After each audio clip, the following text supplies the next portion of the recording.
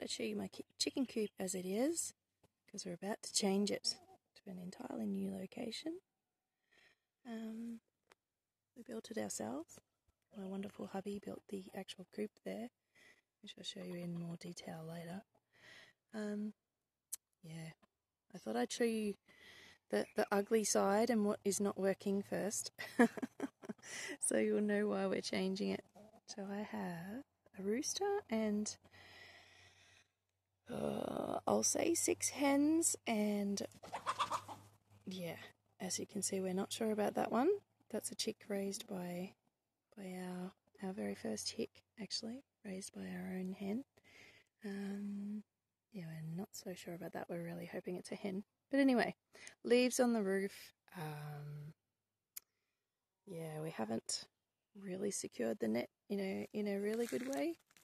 As you can see, we're still relying upon pegs and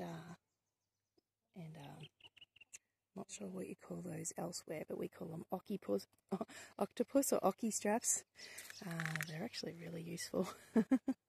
I know Jess from Roots and Refuge joked once about her farm being held together with zip ties, which we call cable ties here in Australia, but they're actually a really good thing. So this is the current location. There are a few predator birds that sit in the trees, and we also have huge lizards called goannas, or lace monitor lizards. They can get to over 1 metre long, which is pretty big. I do have a video of those which I'll post at some point. So we have our little shed, which has my gardening things in it, and the chicken food, which is really handy. I didn't have the chicken food in there, and I'm thinking, why not? But it's been so handy. This is my compost heap. So that's in the middle of where the 2 chicken coops are going to be. And this is our new area, which is a bit closer to the house, which I'm happy about, because often they're making noise and you're wondering what's going on. So this is the ugly stage of this as well. So we have a number of fixtures left by the original guy, who is now our lovely neighbour, who has helped out with a few different things here. He originally owned this block. I don't think I've actually said, we have about 3.5 hectares, which is a bit less than 9 acres. Most of it is bush, more densely treed and bushed. Lots of scrub than this. This is kind of the cleared area. So anyway, our lovely neighbour, Ron, has given us these bird nets. Yeah, obviously they don't look like much now, but they'll go up to that tree in the centre there. And then down to the edges again with the star pickets, which, you know, the fence ain't all that great, but it'll hold chickens in. We really struggle with rocks under the ground here, and we just do the best we can. So that is actually a yucca that we cut down and thought, oh, it'll die if we leave it there, and it hasn't. So we'll probably have to dispose of that in another way. But yes, the net will go over the top to keep away the aerial predators. We have hawks, we have goshawks, we have eagles, we have all sorts of things that want to get our chickens from the top, and the lizards from the bottom. We have snakes, deadly snakes, of course. You probably know a little bit about Australia, especially if you live here, of course. I've only ever seen one snake near the chicken coop, and yeah, it didn't seem to stay, which was good. So I would love to put mouse mesh around everything, but I can't afford to do that. So we have the bird netting. Actually, I think it's a step back from the bird netting. It might be called bird netting, depends where you are. Yeah, I'm in the process of putting that all around the bottom. So I'll show you what I'm doing on the current coop with that.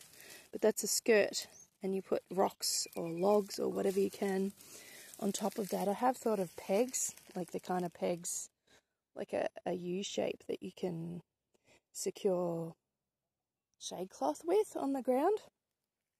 So I might do that on the inside, but on the outside I'm just going to use rocks because we would need so many. But yes, so that will be on the ground here. I'll probably find a use for that as well. But yeah, so it comes, this is, I don't know what it is in imperial, but in metric it's 40 45 centimetres, 50 centimetres wide. And so once we sort of trample that down and put the rocks on it, that'll keep the digging predators away, which will be the lizards.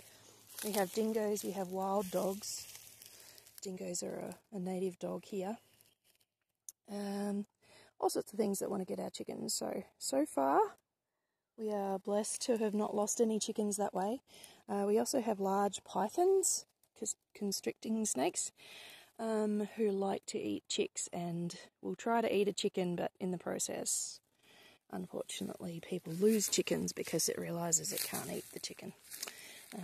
Anyway, that's a sad little story. So along the edge, oh goodness, look at this mess. The bettongs, you'll have to Google those, bettongs and paddy melons and little ratty type things and wallaby type things. I actually planted some seed in the straw along the edge, so you can see all around the edge perhaps there's mulch that I've put on the inside, and the point of that is to plant some wasted seed. I had some seed some chicken feed, which was mostly wheat, a little bit of sunflower seeds and a couple of other things in there, and I was going to grow that as a green border on the inside for the chickens, and then get 50 centimetre wide, what's that, I don't know, a bit over a foot wide chicken wire that's not very wide, so it'll just sort of go like that towards the fence, and I'll peg it on the ground on the inside, and I'll use actual pegs, you know, those stainless steel pegs. Have them ready here. These ones, they're just the cheap ones, but I'm hoping they'll last. Sabco is usually a good brand, I suppose. But they're the outdoor pegs, stainless steel pegs. So I'll peg those on the inside of the fence at the top.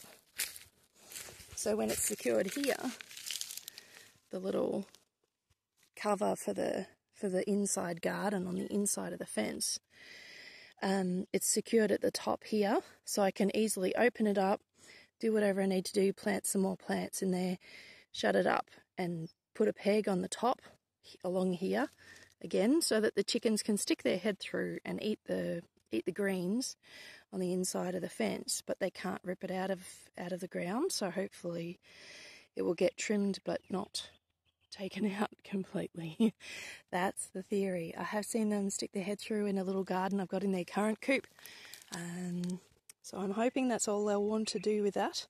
But yes, the little creatures have got in here because I planted it early, and they've gone, wow, free supper.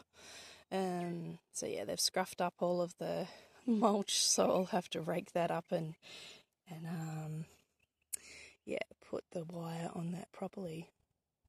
Yeah, so we have a few trees over the other side, including my asparagus bed here. So that's a work in progress. I have more asparagus sprouted, but I'm getting distracted here. But that's the chicken coop so far. I thought I'd show you a quick before video, and why we're doing things and how we're going to do them. And hopefully this weekend we'll get to it. So I'll put that on this same video if I can.